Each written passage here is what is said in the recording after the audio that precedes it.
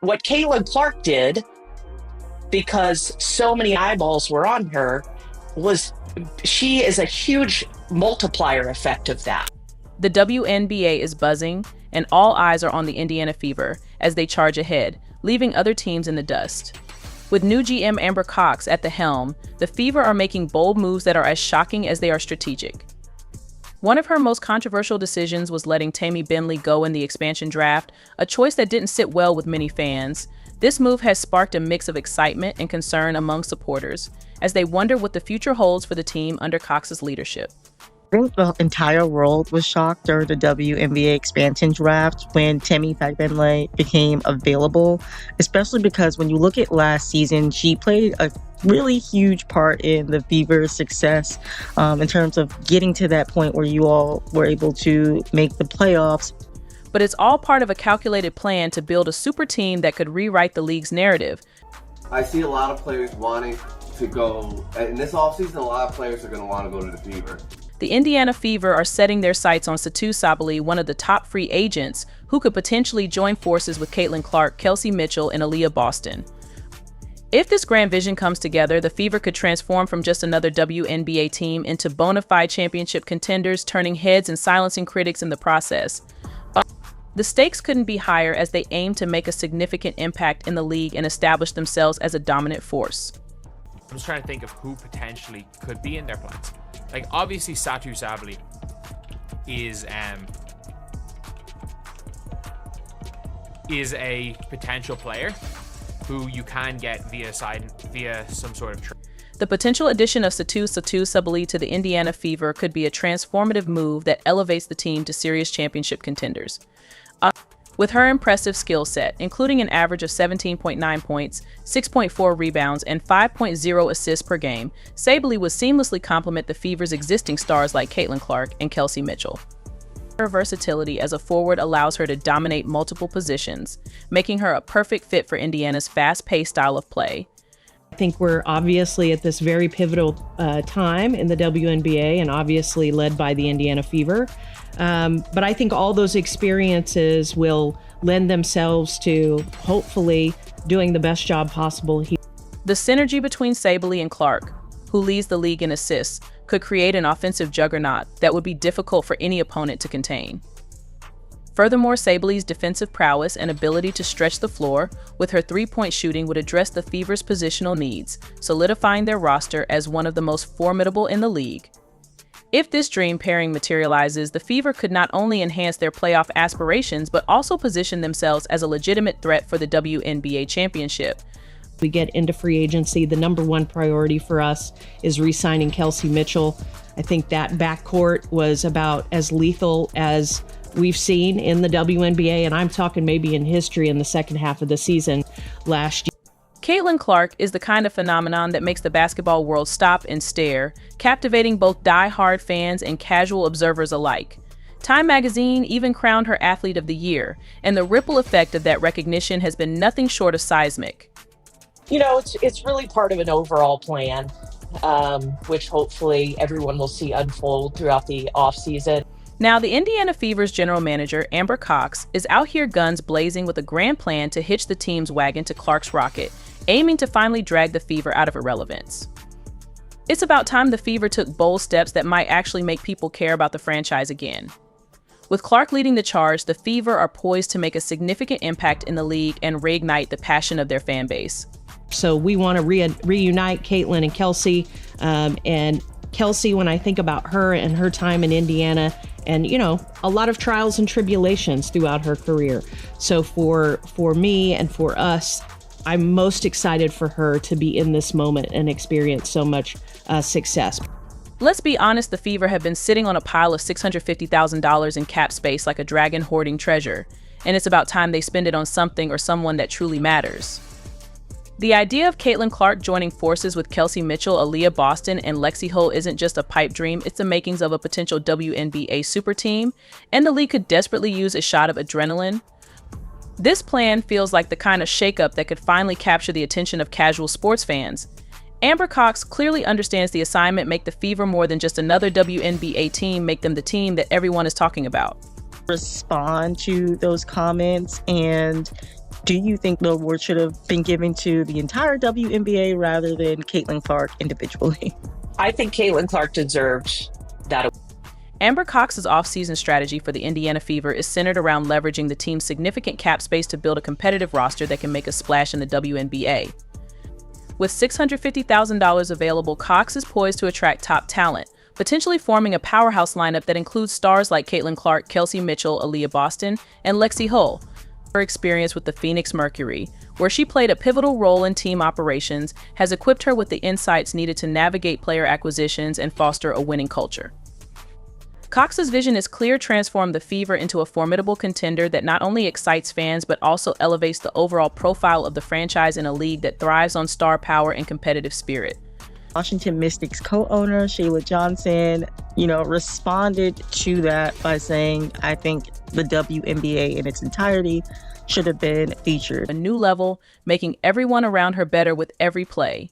She transformed the Iowa Hawkeyes into must-watch television, captivating audiences and redefining what it means to dominate the court.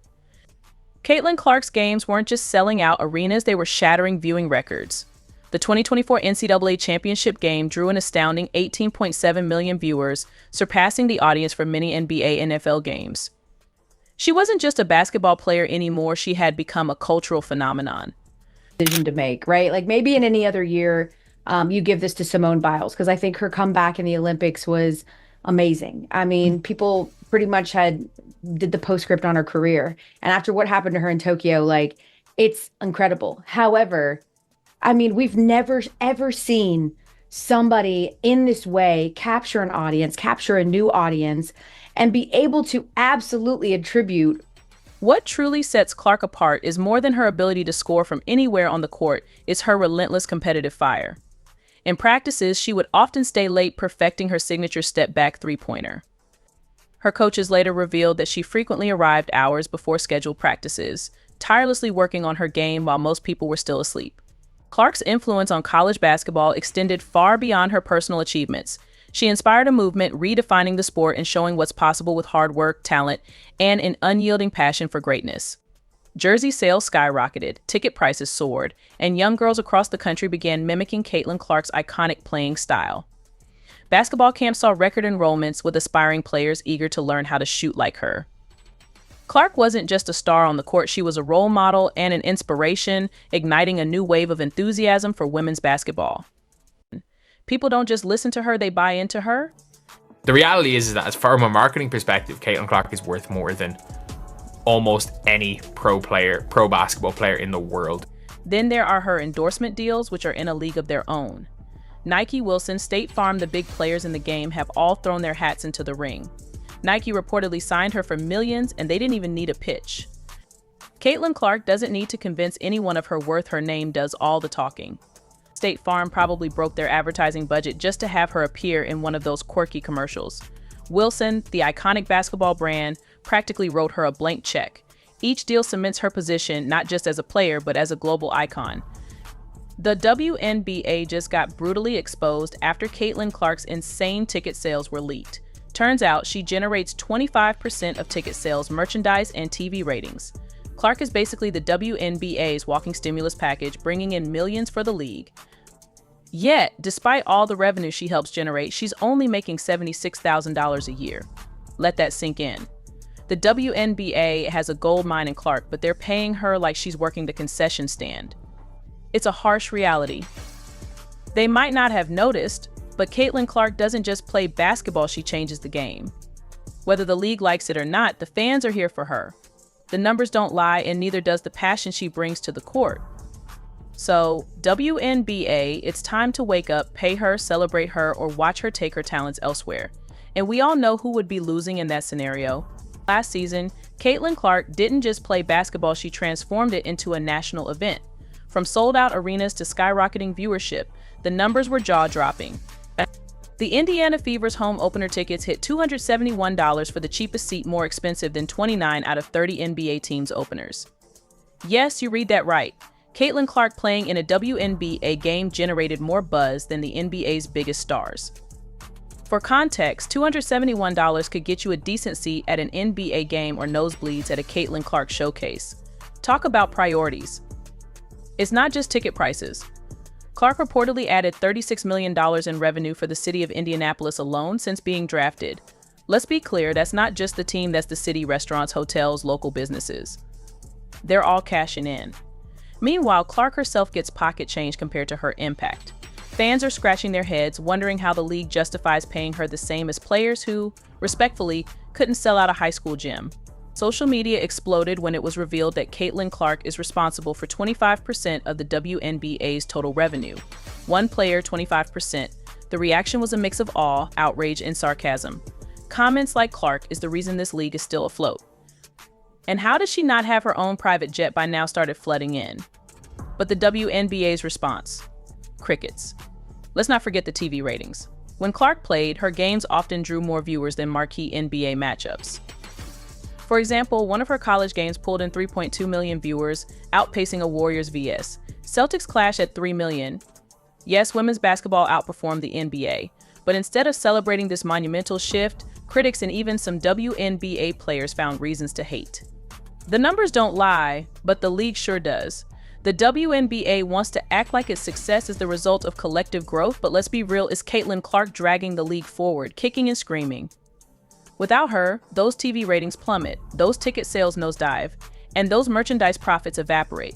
The league should be bending over backward to keep her happy, not sticking to antiquated pay structures that scream, "We don't actually value you." Fans aren't blind to this nonsense. Social media is flooded with calls for change. People are pointing out the absurdity of her paycheck compared to her impact. It's not just about fairness, it's about business. You don't underpay the person responsible for your survival. That's not just bad optics, it's bad math. But apparently, the WNBA is too busy patting itself on the back for incremental growth to notice. The league is playing a dangerous game. If they don't adapt, they risk losing not just Clark, but the entire momentum she's created. Players like her aren't a dime a dozen, they're once-in-a-generation talents who can redefine a sport. If the WNBA doesn't figure out a way to pay her what she's worth, or at least close to it, don't be surprised if other leagues or opportunities come calling. And when that happens, the WNBA will have no one to blame but itself. Caitlin Clark, the rookie, drops a bombshell after making $10 million off the court. The basketball phenom, who's making less than the cost of a decent SUV in her first year on the court, has turned her modest paycheck into a PR goldmine. While others are sweating over their 9-to-5 grind, Caitlin is cashing six-figure checks just to show up and talk. And get this, some brands are willing to fork over more than the price of a house and fly her across the country just to have her grace their stage, while the WNBA throws her peanuts. Caitlin Clark has turned her off-the-court presence into a financial empire, stacking up $10 million in the process. Yes, that's right, the rookie everyone felt sorry for has more zeros in her bank account than some seasoned NBA veterans. For Clark, the transition from college to the WNBA wasn't just about showcasing her skills, it was about proving that she belonged at the highest level of the game. Critics like Swoops doubted Caitlin Clark's ability to handle the physicality and pace of the professional game, but Clark didn't just meet expectations, she shattered them. Her adaptability against defenses, ability to play through contact, and knack for making clutch plays in critical moments showcased a level of maturity rarely seen in first-year players. Swoop's initial critique of Clark wasn't limited to her playing style, she also questioned Clark's ability to lead a team, suggesting that her individual success might come at the expense of team cohesion. Once again, Clark defied expectations. Her unselfish play and ability to rally her teammates became one of the Fever's greatest strengths, solidifying her role as both a star player and a team leader. Whether it was her chemistry with veterans like Kelsey Mitchell or her mentorship of younger players, Caitlin Clark proved she was more than just a scorer, she was a leader. As the season progressed and Clark's impact became undeniable, Swoops shifted her narrative, focusing on other aspects of Clark's game while avoiding direct acknowledgement of her earlier predictions. This wasn't the first time Swoops' comments had missed the mark, but the stark contrast between her words and Clark's reality only added to the drama surrounding the ongoing feud. Clark's rookie campaign wasn't just a personal triumph, it was a pivotal moment for the Indiana Fever. After years of struggling to find an identity, the team finally had a star who could carry them into a new era. Her hunger to improve, combined with her relentless work ethic, made her a natural fit for White's vision. Caitlin isn't just a great player, she's a cornerstone for the future, White emphasized, cementing her importance to the team's future success. Stephanie White's tenure as the Indiana Fever head coach came with lofty expectations. After years of underperformance, the franchise needed more than just a tactical overhaul, they needed a cultural reset. From day one, White made it clear that her focus extended beyond X's and O's. She wanted to create a winning mentality, build trust within the locker room, and establish a team-first ethos. This philosophy became even more critical in the wake of Sheryl Swoopes' pointed criticisms of the Fever's organization. Swoopes painted a picture of discord, suggesting that players were unhappy and eager to leave. Her claims included sharp critiques of the Fever's management and coaching approach, alleging that the team failed to recognize talent and foster loyalty. Caitlyn's hunger to improve is unmatched, White shared. She's not just looking to score points, she's looking to make everyone around her better. White also made it a priority to integrate Clark into the team's existing structure without alienating veteran players like Kelsey Mitchell. Swoopes had criticized the Fever for their handling of Mitchell, an unrestricted free agent who had just come off a stellar season. White, however, was quick to highlight Mitchell's significance to the team's success, emphasizing her role in the team's continued growth and stability. Ensuring that Mitchell's contributions were both recognized and celebrated, White's balanced approach helped to dispel any notion of favoritism and reinforce the team's unity beyond individual relationships. She also addressed broader organizational changes that were essential for the Fever's resurgence. White implemented more rigorous training sessions, introduced analytics-driven game plans, and prioritized mental conditioning to prepare players for high-pressure situations. These measures paid off as the Fever not only improved their win-loss record, but also displayed a newfound resilience in close games. Swoopes' narrative of a fractured locker room couldn't have been further from the truth. Players often spoke about the familial atmosphere within the team, describing group outings, post-practice bonding sessions, and a shared determination to succeed. White's emphasis on accountability was key to this dynamic. She encouraged players to take ownership of their mistakes while also celebrating their achievements, fostering a culture of continuous improvement. As White worked to rebuild the Fever's image, she didn't shy away from addressing Swoopes' remarks head-on. In a candid interview, she called out the inaccuracies in Swoopes' statements, urging critics to look at the evidence rather than relying on hearsay. "Our players are proud to be part of this team," White asserted. "The work ethic, the chemistry, the hunger to win, it's all here. Anyone claiming otherwise hasn't been paying attention." Perhaps the most telling moment came when White discussed the team's future. Her vision extended far beyond a single championship. She spoke passionately about building a dynasty with Clark, Mitchell, and the rest of the Fever's core. Leading the charge, White explained, "This isn't just about winning now, it's about creating a legacy that lasts." In the face of criticism and doubt, White's unwavering belief in her team was a driving force behind their resurgence. Her ability to navigate the challenges of rebuilding a franchise while countering external negativity demonstrated her strength as a leader. By setting the record straight and focusing on what truly mattered, White not only silenced her detractors but also laid the foundation for a brighter future for the Indiana Fever. When Caitlin Clark entered the WNBA as a highly anticipated rookie, the expectations were sky-high. The Indiana Fever, in desperate need of a game-changer, had selected Clark in the draft, and everyone from fans to analysts had their eyes on her performance.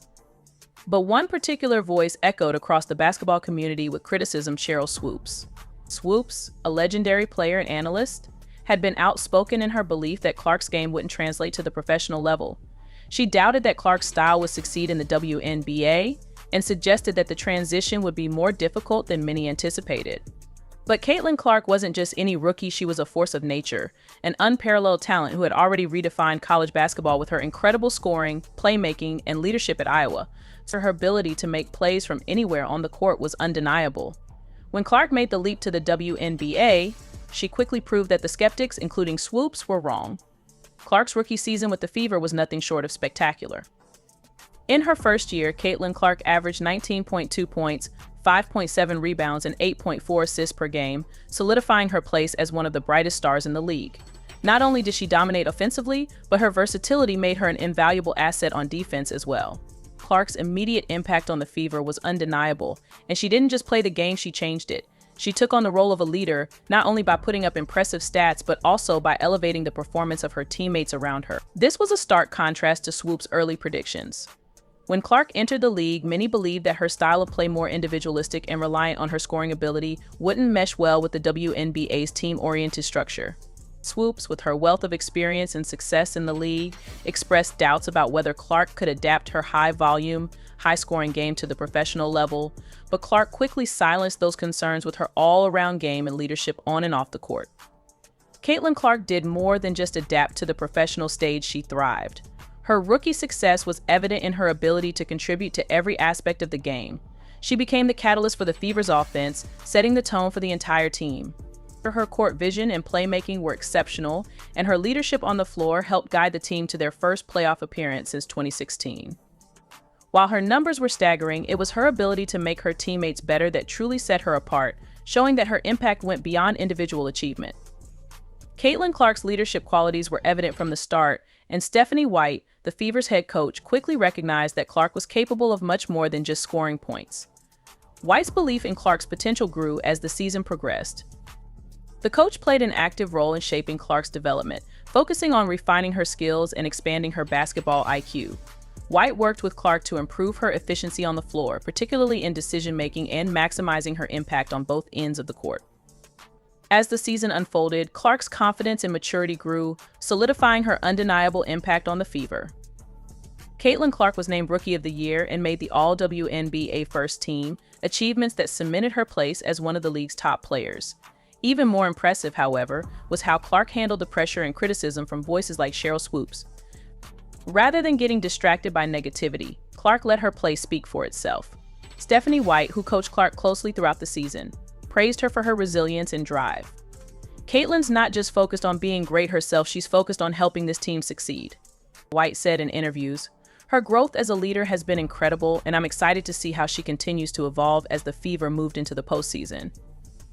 Clark's leadership was on full display throughout the season. She wasn't just a scorer, she was a floor general, a player who could make the right decision at the right moment. Her ability to facilitate the offense and set up teammates for success made her invaluable to the team's playoff run. While Swoops may have underestimated Clark's ability to thrive in the WNBA, it was clear the rookie was more than ready for the challenge. In the end, Swoops' criticism of Clark seemed misguided. Not only did Clark's game translate seamlessly to the WNBA, but she also became the centerpiece of the Fever's future success. Her growth from college star to professional leader was a testament to her work ethic, basketball IQ, and unrelenting desire to be the best. The contrast between Swoops' early predictions and Clark's actual performance couldn't have been more pronounced. Where Swoops saw limitations, Clark saw opportunities. Where others questioned her ability to adjust, Clark proved them wrong time and time again. With each passing game, Caitlin Clark continued to silence her doubters, including Sheryl Swoopes. Her journey in the WNBA became a victory, not only for herself, but also for the entire Indiana Fever franchise. It demonstrated that with the right leadership, talent, and work ethic, anything is possible. Stephanie White's sharp rebuttal serves as a powerful reminder that facts matter and leadership is grounded in truth. With Clark proving her doubters wrong and the Fever steadily improving, the future is undoubtedly bright for the team. This clash between WNBA icons highlights the power of resilience and growth. What's your take on this dynamic? Let us know in the comments below. If you enjoyed this breakdown, don't forget to like, share, and subscribe for more in-depth sports content. Stay tuned for part 2, where we'll unpack more of White's statements and explore how the Fever are making waves in the league this season.